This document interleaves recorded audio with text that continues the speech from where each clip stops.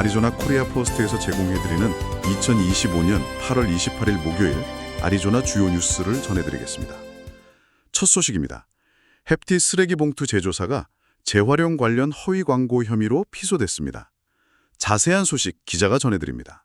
네, 크리스 메이스 애리조나주 법무장관이 햅티 쓰레기 봉투의 모 회사 레이놀즈 컨슈머 프로덕츠를 사기 혐의로 고소했습니다.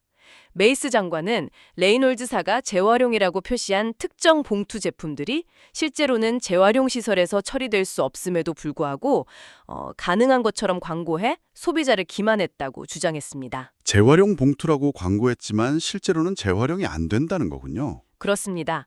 소장에 따르면 이 봉투들은 내용물까지 재활용을 불가능하게 만들 수 있고 재활용 시설 운영에 문제를 일으킬 수도 있다고 합니다. 이번 소송은 레이놀즈사의 기만적 행위를 중단시키고 피해 배상과 민사 벌금을 물리는 것을 목표로 하고 있습니다. 문제가 된 제품은 어떤 것들입니까? 네, 클리어 및 블루 봉투 라인인데요.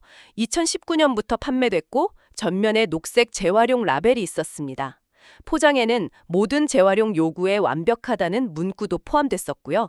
이후 포장이 변경됐지만 법무장관 측은 모든 버전의 포장이 기만적이라고 보고 있습니다. 메이스 장관은 성명에서 기업의 탐욕이 정직성보다 우선시되었다고 비판했습니다. 네, 다음 소식입니다.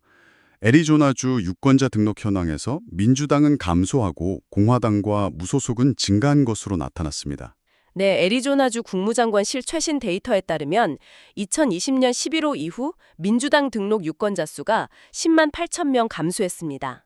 반면 같은 기간 공화당 등록 유권자는 8만 9천 명 늘었고 무소속 유권자는 17만 명 증가해 가장 큰 폭으로 늘었습니다. 무소속 유권자 증가폭이 가장 크군요. 그렇습니다. 현재 애리조나주에서는 공화당이 민주당보다 약 32만 7천 명 더 많은 등록 유권자를 확보한 상태입니다.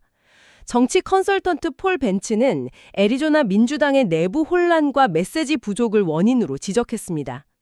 그는 민주당이 유권자 등록과 선거 준비에 집중해야 할 시기에 내분에 휩싸여 있고 반 트럼프의 뚜렷한 정책 입장을 제시하지 못하고 있다고 분석했습니다. 2026년 중간선거에 영향이 있을 수도 있겠군요. 네, 벤츠는 현재 추세가 계속되면 민주당의 투표율이 낮아질 수 있다고 예측하면서도 아직 변화의 여지는 남아있다고 덧붙였습니다. 이어서 메리벨 고등학교 관련 소식입니다.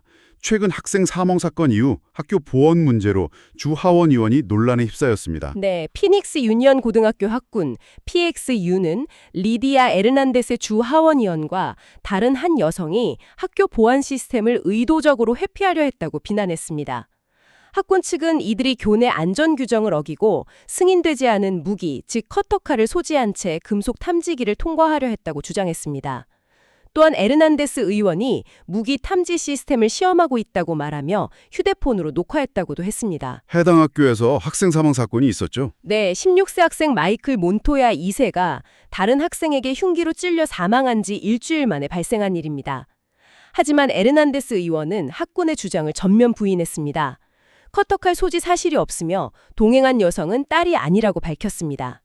학교 측에 제지당한 학부모들을 지원하기 위해 방문했으며 녹화하지도 않았다고 반박하면서 이번 일이 자신에 대한 보복 조치라고 주장했습니다. 양측 주장이 완전히 엇갈리는군요. 네, 학군 측은 증거와 감시 영상을 검토 중이며 법적 조치를 취하고 관련자들의 캠퍼스 출입을 금지할 것이라고 밝혔습니다. 아리조나 사막에서도 힐링이 가능할까요? 감노사는 마음의 평화를 만나는 곳입니다. 아리조나 감로사 480-475-0970 다음은 메사 지역 소식입니다. 청소년 마약 재활시설 직원이 퇴소한 10대 환자에게 마약을 판매하려 한 혐의로 체포됐습니다.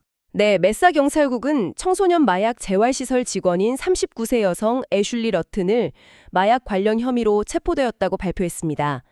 러튼은 최근 시설에서 퇴소한 17세 소년에게 에더러를 판매하려 한 혐의 등 총 8개의 중범죄 혐의를 받고 있습니다. 혐의에는 미성년자 대상 마약 판매, 위험 약물 판매, 아동학대 등이 포함됩니다. 어떻게 적발된 겁니까? 지난 금요일 피해 소년의 어머니가 러튼과 소년 사이에 오간 문자 메시지를 발견하고 경찰에 신고했습니다.